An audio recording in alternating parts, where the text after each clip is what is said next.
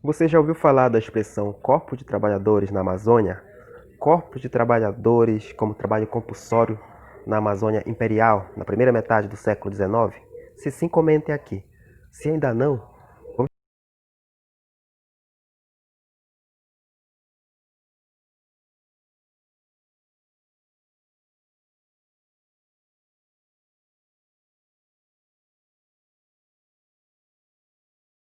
vídeo agora de história, né? Lembrando que a gente distribui aqui vídeos sobre cultura, sobre Amazônia em geral, até sobre política, mas também vídeos sobre história, Amazônia Paraense, Amazônia Marajoara. E hoje nós vamos falar sobre um tipo de trabalho que existiu na primeira metade do século XIX. Antes de começar, se você já gostou do vídeo, deixe o seu like. Se você for novato, se inscreva no canal para fortalecer o canal Marajoara Cultural e compartilhe caso você goste do conteúdo ao final. Bom, hoje nós vamos falar dos corpos de trabalhadores da Amazônia e a organização do trabalho. A gente vai trabalhar baseado num texto, né, que vai de 1838, quando surge essa modalidade de trabalho, até 1859, ou seja, ali pela metade do século XIX. O que eram os corpos de trabalhadores, né? Organizado por quem? Destinado a quem, né? Qual o contexto político, né? E quais os argumentos para se organizar aquele tipo de trabalho? E onde esses trabalhadores organizados nesses dados corpos de trabalhadores vão ser direcionados? No final eu vou colocar a minha opinião. Bom, os corpos de trabalhadores eram um tipo de trabalho compulsório, ou seja, as pessoas das quais eram alvo dessa política não tinham muita escolha, né? Lembrando que a gente está falando de um Brasil da primeira metade do século XIX, um Brasil escravista, um Brasil imperial, né? No estado do Grão-Pará. A gente está falando de Belém, a capital da Amazônia, a capital do estado do Grão-Pará. Então, era organizado, puxado aqui por Soares de Andréa, né, quem lembra do período da cabanagem, que foi o principal combatente, né, capitão das armas, ele que ordenou a criação dessa lei, denominado, né, de corpos de trabalhadores, onde os trabalhadores eram organizados para trabalhar em obras públicas.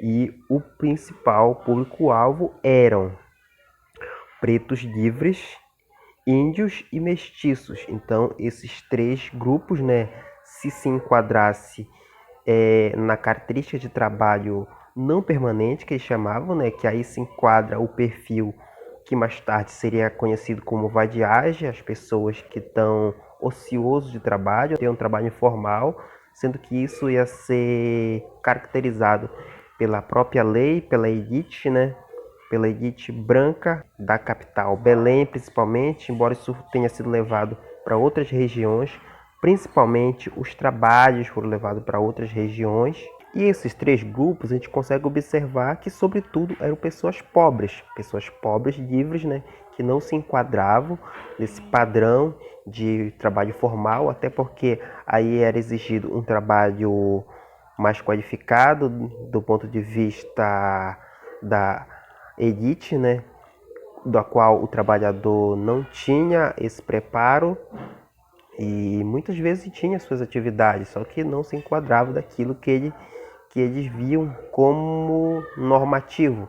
Mas também tinha outro fator super importante aqui que a autora, a professora Cláudia, do qual a gente leu o artigo para fazer esse vídeo, Cláudia Maria Fuller, que é referência sobre esse assunto, que ela diz que, na verdade, esse contexto aqui, 1838, aí período de cabanagem, né, que vai de 35 a 40 do século XIX, foi uma forma, além do trabalho compulsório, destinando esses trabalhadores a obras públicas e também a trabalhos particulares, mas também, principalmente, para desarticular os possíveis novos motins, como foi o caso da cabanagem, né? Onde esses trabalhadores, na visão deles, ociosos de trabalhos, pudessem estar se engajando em novos movimentos, novas revoltas, causando assim distúrbio na sociedade aristocrática aqui da capital Belém.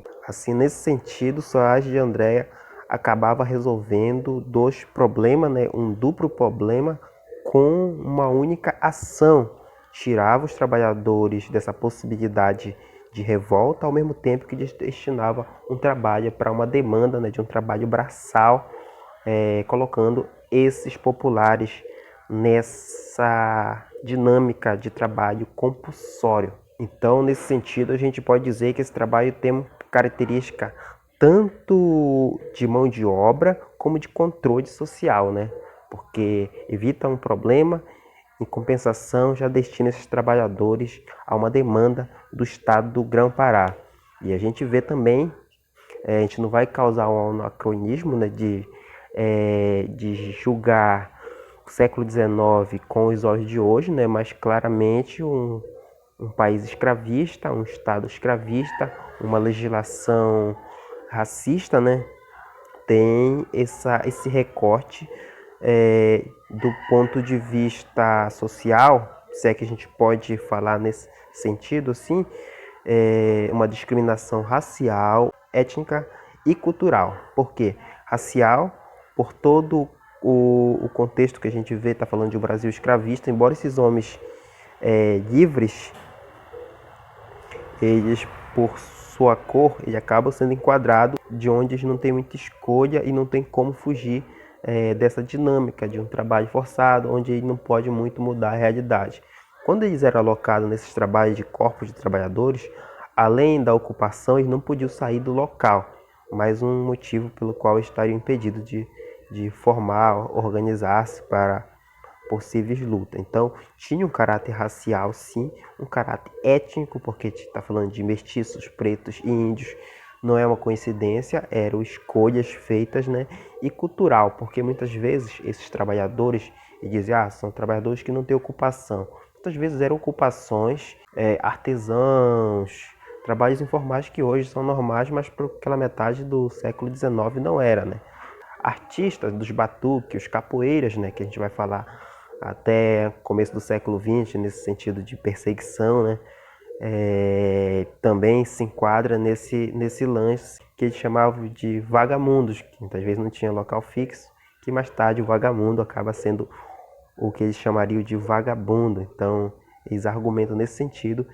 Então, tinha essa visão preconceituosa do que era trabalho e de que não era trabalho. Geralmente o que era considerado trabalho eram os trabalhos formais. Essas pessoas alforriadas ou livres de nascença não tinham oportunidade e eram meio que culpadas por isso, né? É uma realidade cruel do século XIX. Curiosa que eu não tinha visto nenhum vídeo aqui no YouTube sobre isso, que eu achei muito interessante.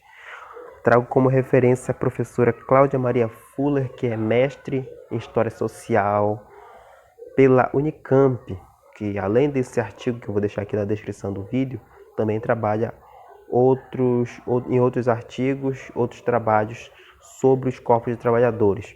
Quando eu estudei isso na faculdade, eu achei bem curioso, né? E pensei um dia eu ainda vou explanar mais sobre isso, porque poucas pessoas de fato sabem sobre os corpos de trabalhadores na Amazônia. E eu acho que foi algo assim bem próximo da cabanagem, né? Contextualmente falando, e que muitas vezes não é muito explorado. Eu acho que a maioria das vezes não é explorado, né? E de certa forma foi um prazer trazer essa discussão. Espero outras pessoas, quem sabe, falando sobre os corpos de trabalhadores, sobre o século XIX, que é um século onde aconteceu muita coisa assim historicamente. Aqui no Grão-Pará não foi diferente. Então, muito obrigado por assistir o vídeo. Até o próximo, quem sabe trazendo mais vídeos de história, que é sempre um prazer aqui no canal Marajoando Cultural.